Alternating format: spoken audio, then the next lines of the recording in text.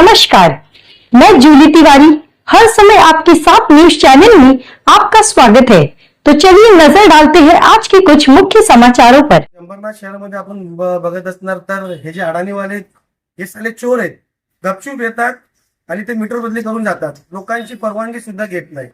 महाराष्ट्राचे मुख्यमंत्री देवेंद्र भाऊंनी सक्तीचा आदेश दिलेला आहे की जोपर्यंत कन्झ्युमरची मंजुरी नसेल तोपर्यंत तुम्ही लावायचं नाही। परंतु आपल्या अंबरनाथमध्ये जे एमएससीबी ला कामं करतात या लोकांनी त्यांच्याशी पैसे घेतात एका मीटर बदली करण्याचे, तसं आपल्याला स्पष्ट दिसून येते। कारण अडाणी यांना घर माहित नाहीये, यांचे मीटरचे पैसे भरले नाही की लगेच लोक घेऊन जातात, अडाणीचे मीटर लावून देतात। आणि अडाणीच्या मीटरचा प्रॉब्लेम आहे की ज्याला 1000 रुपये बिल येतो त्याला 10,000 रुपये बिल येतोय। आणि एखाद्या गरीब माणसांना 10,000 रुपये त्याला पगार 12,000 13,000 रुपये, त्यांना तुम्ही 10,000 रुपयाचं बिल भरतायत। आज अंबरनाथ त्या विरोधात आज मी स्टेशनच्या विभागामध्ये गेलो, तिथं गायकवाड साहेब रजेवर, भोईर साहेब रजेवर, म्हणजे जेने उत्तर देणारे आहेत ते साहेब रजेवर। तिथून इथं मोरोली गावात आलो, इथं नवीन भांबरे साहेब आहेत, तेही देखील नाही। त्यानंतर त्यांचं डीवाय आहे ते पण नाही। म्हणजे अंबरनाथ हा एमएससीबीचा लावारिस विभाग झालेला आहे। यामध्ये कर्मचारी जे लाईनमॅन आहे आणि जे पैसे घेतात हे 2 माणूस इथं व्यवस्थित आहे, बाकी इथं अंबरनाथ मध्ये कोणच नाहीये। अगर एखादा साधा माणूस इथं विचारला झाला तर त्यांना या टेबलावर जा त्या टेबलावर जा हीच यांची उत्तर असतात।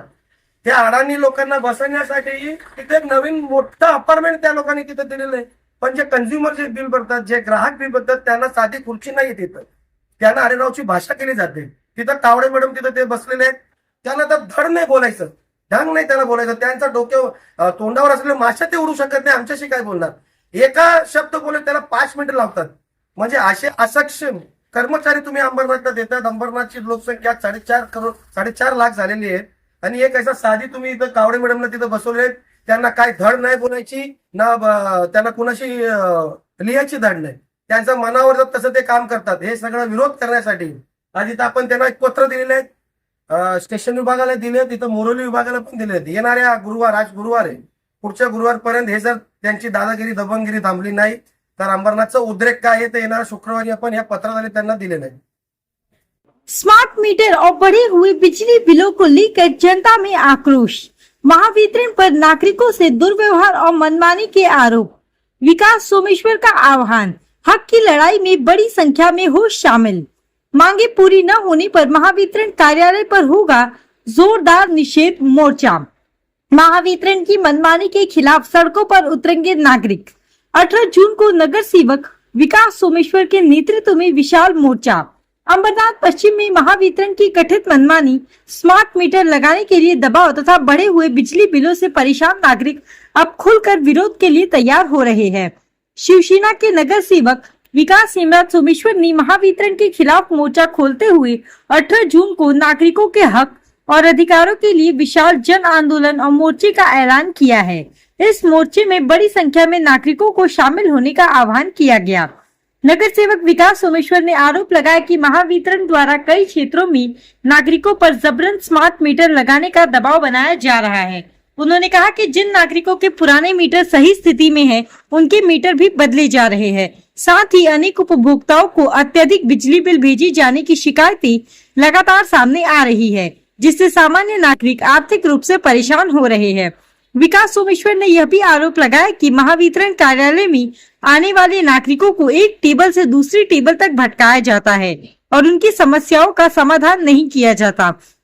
रात के समय बिजली आपूर्ति बाधित होने पर संबंधित अधिकारी और कर्मचारी फोन नहीं उठाते, जिससे नागरिकों को भारी परेशानी का सामना करना पड़ता है। उन्होंने कहा कि जनता बिजली का बिल भरती है, इसीलिए उसे सम्मानजनक व्यवहार और बेहतर सेवा मिलना उसका अधिकार है। नगर सेवक विकास हेमराज सोमेश्वर और समाज सेवक राहुल हेमराज सोमेश्वर ने दावा किया कि मुंबई उच्च न्यायालय में दाखिल जनहित याचिका के संदर्भ में बिना उपभोक्ता की लिखित सहमति के स्मार्ट मीटर लगाने पर सवाल उठाए गए हैं। उन्होंने कहा कि नागरिकों के अधिकारों की रक्षा के लिए यह लड़ाई आगे भी जारी रहेगी और महावितरण की कथित दादागिरी को किसी भी कीमत पर बर्दाश्त नहीं किया जाएगा। उन्होंने अंबरनाथ के सभी नागरिकों, वरिष्ठ नागरिकों, महिलाओं, युवाओं और व्यापारी वर्ग से अपील की है कि वे 18 जून को आयोजित होने वाले इस मोर्चे में बड़ी संख्या में शामिल होकर अपनी आवाज बुलंद करें। विकास सोमेश्वर ने कहा कि यह आंदोलन किसी एक व्यक्ति का नहीं बल्कि पूरे अंबरनाथ की जनता के हक और सम्मान की लड़ाई है। 6-7 महिन्यापासून स्मार्ट मीटर लावण्याचं काम सुरू आहे. त्याचा विरोध करण्यासाठी परवा 2 दिवस पूर्वी MSCB कार्यालय स्टेशनला गेलो असता तिथं माझी आणि त्यांची भाषाबाजी झाली आणि त्यांनी माझ्यावर गुन्हा देखील दाखल केला. पण स्मार्ट मीटर हा शक्तीने आपण लावू शकत नाही. जनतेने तुम्ही विश्वासात घ्या आणि ज्याची परवानगी असेल त्यांनाहीच तुम्ही मीटर नवीन बदलून द्या असं आदेश माननीय मुख्यमंत्री देवेंद्र भाऊंनी दिला आहे. तरी सुद्धा हे लोक काही गरिबांवर आणि जे लोक काही बोलत नाही त्यांच्यावर ते लोक सक्तीने ते मीटर बदलत आहेत.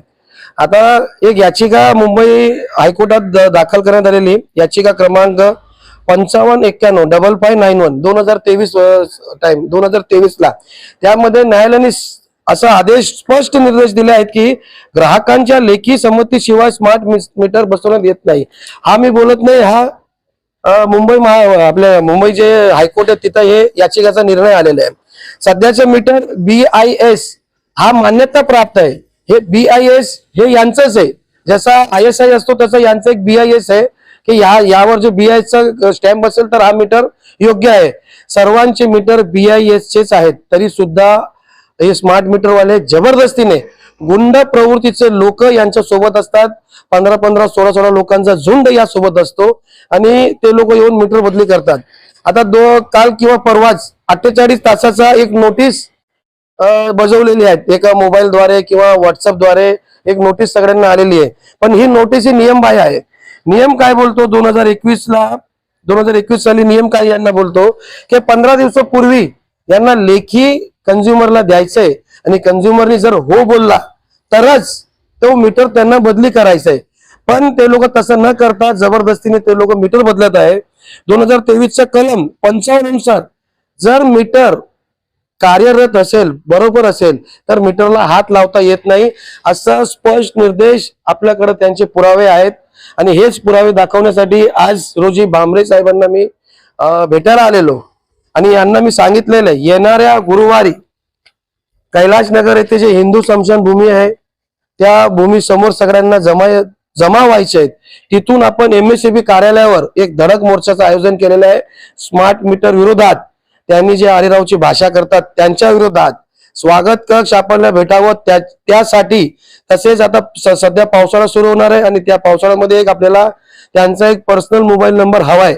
या सगळ्यांना उत्तर देण्यासाठी, या सगळ्यांचा उत्तर घेण्यासाठी आपण येणाऱ्या 18 तारखेला 18 जून गुरुवारी कैलाश नगर समोर असलेला स्मशानभूमी रोडवर आपल्याला जमा व्हायचे. तिथून चालत तो मोर्चा कैलाश नगर वरून ते MSCB कार्यालयावर जाणार आहे. लोकांना एक नम्र विनंती आहे, आपलाही उद्रेक आपण बाहेर करा. व्हॉट्सअप माध्यमाद्वारे आपला भारत हा आझाद झालेला नव्हता तर आपल्याला व्हॉट्सअप मधून सोशल मीडिया मधून बाहेर यायचंय, रस्त्यावर उतरायचंय. आपला रोष, आपला उद्रेक त्या दिवशी आपण गुरुवारी MSCB कार्यालय समोर आपण उद्रेक काढणार आहे. तरी लोकांना नम्र विनंती आहे की आपण जास्तीत जास्त संख्येने या मोर्चामध्ये सहभाग व्हा. धन्यवाद. तो आज के लिए बस इतना ही. कल फिर मिलेंगे इसी समय इसी चैनल पर. तब तक के लिए मुझे दीजिए इजाजत. धन्यवाद.